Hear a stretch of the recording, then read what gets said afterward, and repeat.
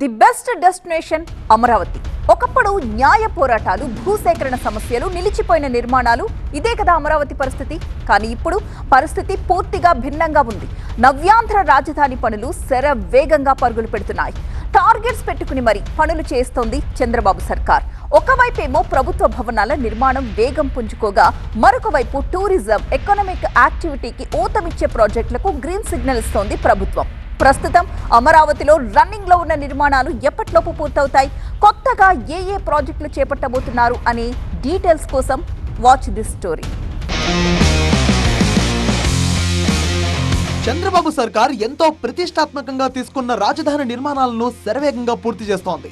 రాజధాని నిర్మాణాలకు వెన్నెముకగా భావిస్తున్న సీడ్ యాక్సెస్ రోడ్ చివరి దశకు చేరుకుంది. ప్రారంభంలో భూసేకరణ, రైతుల నుంచి సుమారు 2.5 ఎకరాల భూమి అందక కొంత ఆలస్యం జరిగినా ఆ సమస్యలను అధిగమించి పనులు వేగంగా పూర్తి చేశారు. కొండవీటి వాగు, పాలవాగుపై నిర్మించిన 2 స్టీల్ బ్రిడ్జిలు కూడా పూర్తయ్యాయి. వర్షాలు అనుకూలిస్తే ఈ నెల 13వ తేదీన ముఖ్యమంత్రి చంద్రబాబు ఈ రోడ్డును ప్రారంభించేలా ప్రభుత్వం ఏర్పాట్లు చేస్తోంది. సీడ్ యాక్సెస్ రోడ్డుతో పాటు ప్రభుత్వ భవనాల నిర్మాణాల్లోనూ వేగం పెరిగింది. ఎమ్మెల్యే, ఎమ్మెల్సీ నివాస సముదాయాల నిర్మాణం పూర్తి కావడంతో వాటిని ఈ నెల 13వ తేదీనే జీఏడీకి అప్పగించాలని ప్రభుత్వం నిర్ణయించింది.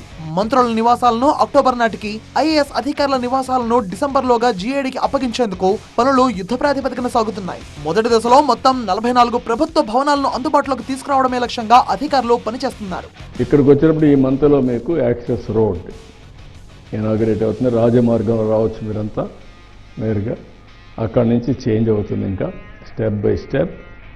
ఈ సిటీ యొక్క బ్యూటీ చూస్తే next first city in India, no visible wires. Amaravati పనులపై ప్రభుత్వం ఎంత ప్రాధాన్యం ఇస్తుందో మంత్రుల వరుస పర్యటనలే చెప్తున్నాయి. మున్సిపల్ శాఖ మంత్రి నారాయణ స్వయంగా ప్రతిరోజు పనులను సమీక్షిస్తున్నారు. ఆయనతో మిగిలిన మంత్రులు కూడా తరచూ పర్యటిస్తూ పనుల పురోగతిని పరిశీలిస్తున్నారు. ప్రతి శాఖకు సంబంధించిన నిర్మాణాలను వేగవంతం చేయాలని అధికారులకు స్పష్టమైన ఆదేశాలు ఇస్తున్నారు. అదే సమయంలో విమర్శలు చేస్తున్న వాళ్లకు కౌంటర్ ఇస్తున్నారు కూటమి నేతలు. ఇలాంటి ఎస్టాబ్లిష్మెంట్ అన్ని ఉన్న చోట తిరిగి అతను బుద్ధి లేకుండా మావిగానని పేరు చెప్పి మళ్ళీ ఇంకొక కన్ఫ్యూషన్కి తెరలేపడం. అసలు ఆ మావిగానని పదాలు ఉపయోగిస్తున్న చాలా మందిని వాళ్ళు మీరు వస్తే చూపించడానికి మేము కూడా రెడీగా ఉన్నాం, ఇక్కడ ఏం జరుగుతుందో చూపించడానికి. రాష్ట్ర ప్రజలు అందరూ కూడా యాక్సెప్ట్ చేసిన అమరావతిది. ఇటువంటి అమరావతిలో జరుగుతున్న ఎన్నో కార్యక్రమాలని చూడాల్సిన బాధ్యత కూడా ఉంది. నేను మావిగాన్ అని మాట్లాడుతున్న ఆ పెద్ద మనుషులకి కూడా, పెద్ద మనుషులనే కన్నా అండ్ వాళ్ళకి కూడా కనీసం ఇంగితం లేని వ్యక్తులకి కూడా చెప్తున్నా, ఈరోజు వాళ్ళు ఒక్కసారి వచ్చి చూడండి ఇక్కడ ఏం జరుగుతుందో. అసెంబ్లీ, సచివాలయం, హైకోర్టు, హెచ్ఓడి టవర్ల వంటి ఐకానిక్ ప్రభుత్వ భవనాల నిర్మాణాలపై కూడా ప్రభుత్వం ప్రత్యేక దృష్టి సారించింది. డిజైన్లు, టెండర్లు, నిర్మాణాల పురోగతిని ఎప్పటికప్పుడు సమీక్షిస్తున్నా నిర్ణయించిన గడువులోగా పూర్తి చేయాలని అధికారులకు ఆదేశాలు జారీ చేస్తోంది.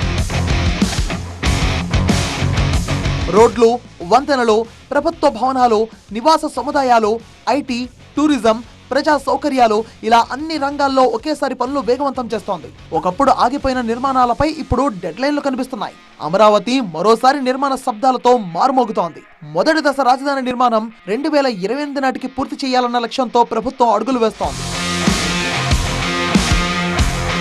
అమరావతిని కేవలం కార్యాలయాల నగరంగా కాకుండా నివాసం, ఉపాధి, వ్యాపారం, వినోదం, పర్యాటకం కలిసిన ఆధునిక నగరంగా తీర్చిదిద్దడంపై ప్రభుత్వం దృష్టి పెట్టింది. అందుకే మౌలిక సదుపాయాలతో పాటు నగరానికి ప్రత్యేక గుర్తింపు తీసుకొచ్చే ఐకానిక్ ప్రాజెక్టులను కూడా ప్రణాళికలో చేర్చుతోంది. నగరంలో నివాసాలు పెరిగే కొద్దీ ఎకనామిక్ యాక్టివిటీ కూడా పెరగాలని ప్రభుత్వం భావిస్తోంది. ఎక్కడా కూడా మీకు అన్ప్లాన్డ్ గా ఏది ఉండదు, అంతా కూడా ప్లాన్డ్ సిటీ ఉంటుంది. ఇలాంటి వరల్డ్ క్లాస్ సిటీ నిర్మాణం అనేది మన భారతదేశంలో నిర్మాణం చేయడం అనేది ఖచ్చితంగా మనకి అచీవ్మెంట్. అది కేవలం గౌరవ ముఖ్యమంత్రి గారి విజన్లోనే జరుగుతుంది. ఈరోజు వరల్డ్ క్లాస్లో ఎవరైనా ఈ సిటీ ఒక ల్యాండ్ ఎక్విజిషన్ లేకుండా, క్యాపిటల్ గవర్నమెంట్ బర్డెన్ లేకుండా వరల్డ్ క్లాస్ ఫెసిలిటీస్ క్రియేట్ చేశారంటే ఖచ్చితంగా ఒక వైబ్. ఇటీవలే జరిగిన సిఆర్డీఏ అథారిటీ సమావేశంలో పీపీపీ మోడల్లో రోప్వే నిర్మాణానికి ఆమోదం లభించింది. విజయవాడ రైల్వే స్టేషన్ నుంచి బస్ స్టేషన్, అక్కడి నుంచి ఇంద్రకీలాద్రి, పున్నమి ఘాట్, భవానీ ఐలాండ్ మీదుగా వెంకటపాలెంలో టీటీడీ ఆలయం వరకు రోప్వే ఏర్పాటు చేయాలని ప్రభుత్వం నిర్ణయించింది.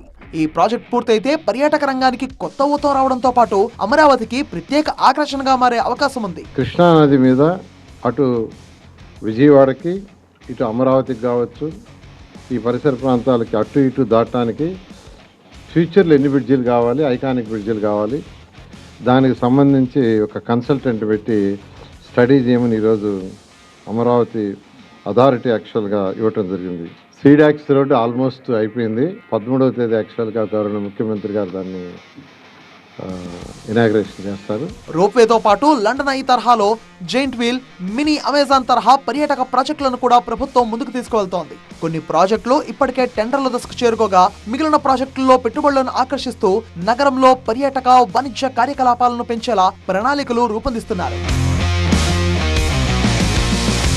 కోటి జనాభాకు అవసరమైన మౌలిక సదుపాయాలతో మెగా సిటీగా అమరావతిని తీర్చిదిద్దాలి అన్న లక్ష్యంతో ప్రభుత్వం ముందుకు సాగుతోంది.